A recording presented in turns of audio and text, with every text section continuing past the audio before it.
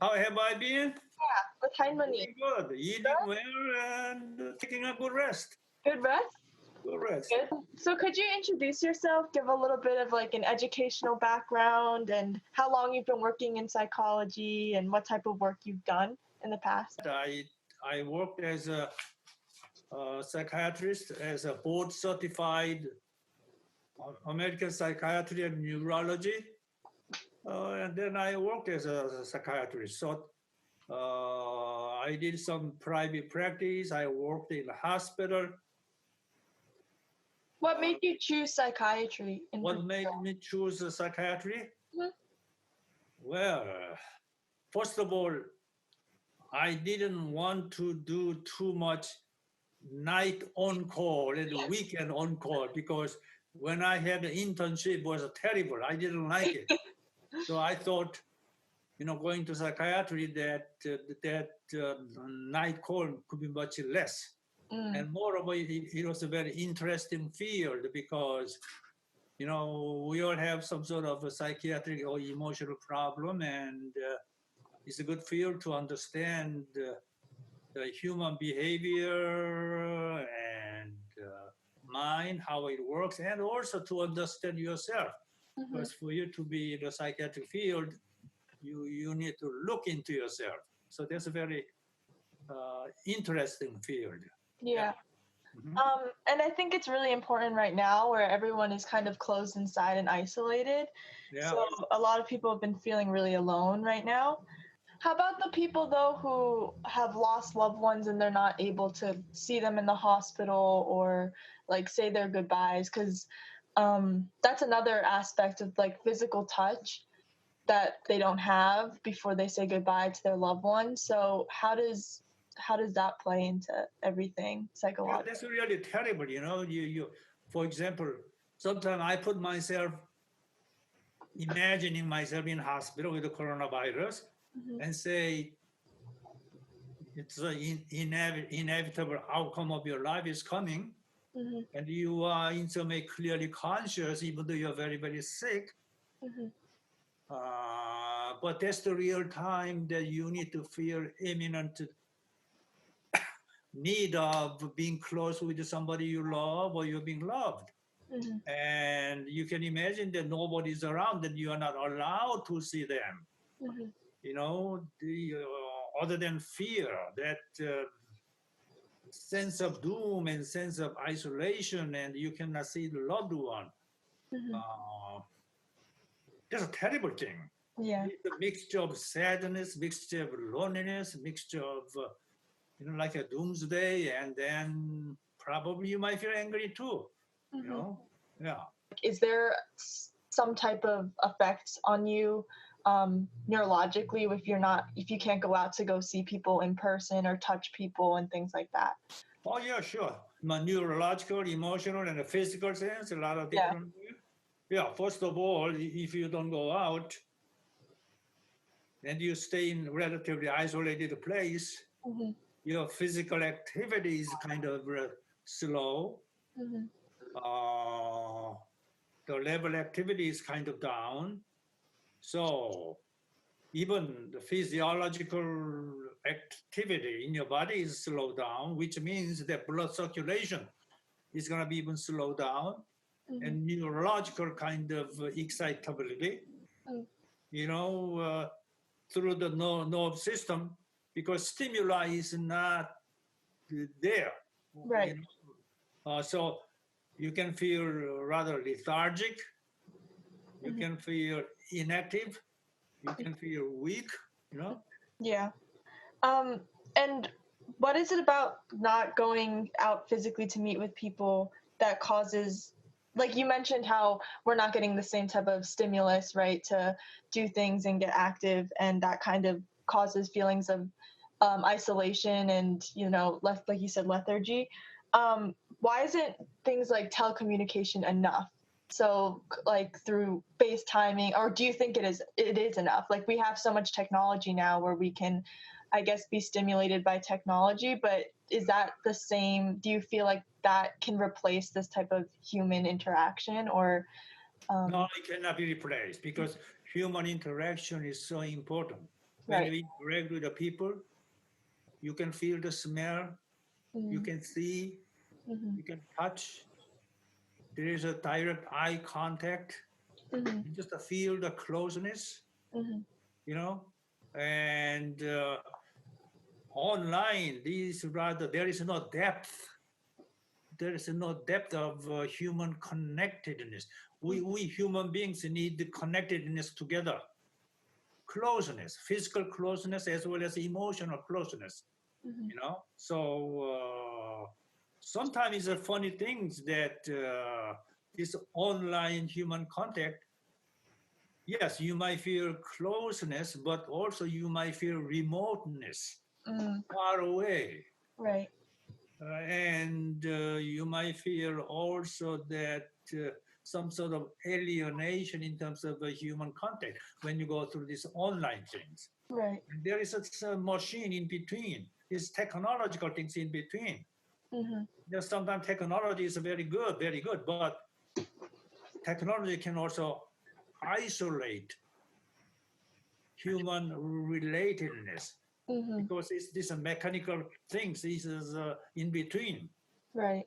So, how about for people who have underlying, already have mental illnesses or disorders who maybe rely on seeing a therapist or something like that? How might the fact that they can't physically see them impact them during COVID times? I think they could enhance their selflessness and the hopelessness, Mm-hmm. helplessness. It might enhance their loneliness, even though they might feel some degree of connectedness through those online things. But that reminds you, that could remind you of your uh, limited capacity, how much you can do in terms of the need of a human relatedness, closeness, human touch. Yeah, it can give you some, but compared to real human touch, this is a machine. Right. Yeah. Is there any type of advice or anything you can give to people who are at home and maybe have some of those can't see a therapist or can't, like, they rely on that considering their mental state as it was prior to the pandemic? What could they do to stay happy and active in spite of the fact that they can't go out and meet people in person? Well, in that sense, Hmm. uh, this online conversation might help. Right. It's not exactly like human touch outside, right? Mhm. So at least you are able to maintain some sort of human connectedness through these, like a Zoom or these online things. Yeah, Mhm. it But could help. but it can't, like, you couldn't see it replacing anything like Oh being. no, you really cannot replace entirely with the human contact. Human contact is so much unique things. It's a God-given privilege for Right. us to feel, to see, to talk, to touch. Those things is the essential part of human relatedness. Hmm. Yeah. So, in terms of relationships with, like, family members that you're stuck with versus friends maybe that you can't see, how might this affect people's relationships? Do you think that being further apart will cause them to come closer together once they see each other again, or do you think that this will distance people's relationships? What do you Well, think about that? going through this, going through this, you might feel really so elated, exalted to see people finally that you go meet with the people touch. Yeah. You were in a bad relationship before, Yeah. or also that confining in one area in the family, Hmm. certain period of time, and you see the people all the time, like a family situation, right? Sometimes they could create a lot of tension also. Right. There are also reported that domestic Hmm. Yeah. abuse, domestic violence is increasing. There's some report even like in London, Mm. the England, there's a report of huge increase of domestic violence. And Mm. same could be true in America that there could be so much aggressive behavior among family members. There's a human nature. If you sometimes, when you are alone, and when you are together in confined area, like this some period of time, sometimes you don't feel good being with you yourself. There are a lot of things you don't like. But on top of that, you have somebody around you. So you cannot even handle yourself if somebody's around you getting on your nerve. That's a terrible thing. You cannot get out. So it's important that in the situation, sometimes you need to keep your own space, even inside the home. Right. Keep a little space, give yourself time, the other person also time, so that people don't get on each other's nerves. Right. you know? Yeah. But usually that you need to be patient. You need to train yourself also how to deal with this frustration, how to deal with this anger, how to deal with this animosity. It's a matter of practice and training, because it can give you some space for you to reflect on yourself, how important really the healthy human relationship is. How about you and Henry? Have you guys gotten tired of each other yet? Sometimes yes, I do. Don't tell Harmony. I won't. I go, boy, she knows that. So I just stick in my room and pretending to the computer world. But sure. And then we get together, we do Bible study, watching TV, sometimes even watching TV together could be burdensome, because so my hobby and her hobbies are different. So that could create a lot of tension. But it's okay to be different. It's okay to be a little bit spaced out. It's okay to feel angry. There's nothing wrong. But how to deal with in a positive way so that you don't go into so much negative, destructive way. Sometimes you can be very destructive without knowing. When this anger or whatever accumulate, and boom. Right. Yeah. So doing it in a positive way would be like isolating yourself for a little bit, taking time for yourself. Yeah, I cannot say really isolate myself, but spacing myself, keeping distance. And sometimes, I isolate myself. That's okay too. Not completely, but some degree isolation is but isolation is a little bit, there's a pathological meaning when you do say isolation. Right. But I'm talking about healthy way of spacing yourself in between, so that you give other people space of time to breathe on their own. Yeah. Yeah. So you are part of obviously you're part of 65 plus demographic, right? This is like demographic that's at most risk for COVID and things like that. So how have you and Haimani been keeping happy and active? And I know you said you started coding and things like that too. So is there any advice you can give to that specific demographic? Yeah, well, you need to keep your thoughts, your mind in a positive perspective. You just cannot allow yourself to dwell on, hopelessness. Well, this is ongoing, and in the meantime, what might happen? You just cannot do that. You need to train yourself like a positive thinking. There will be light at the end of tunnel. Also, that our body and mind work around the structure.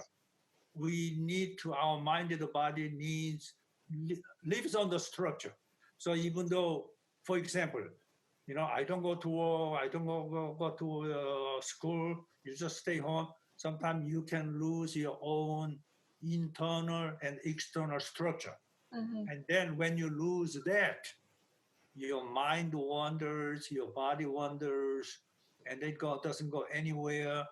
Your all kinds of corruptive thinking seeps into your brain, and your energy going down. Your muscles are too relaxed, and you know what? And then people become depressed, and people get sick. Right. Yeah. So it's very important, even though you are in this kind of situation, you need to structure yourself in a positive frame. Keep yourself going, because especially on my age, 65, Mhm. I just keep telling people, use your body and mind, whatever you can. If you don't use, you are lose. You lose it. Mhm. You need to keep using it to maintain what you have. Mhm. I was reading how mental health is going to be, people's mental health, depending on what demographic you're part of, is going to be affected differently based on COVID. Who do you think is most at risk to have, most at risk mentally, as far as like, is it going to be the younger generation who has never experienced something like this before? For me personally, like I don't have the graduation and prom, or is it going to be the older generations who are at risk and can't see their family? Who do you think that would be? Well, probably a little more to younger generation, because younger generation really did not go through this process of terrible, some sort of a tragic, Right. pandemic things. Mhm. Older generation, we went through a lot of hardships. We developed some sort of tolerance, patience. So even though, physically may not be that strong, very vulnerable to these attack with more increasing the anxiety, feel what might happen to me.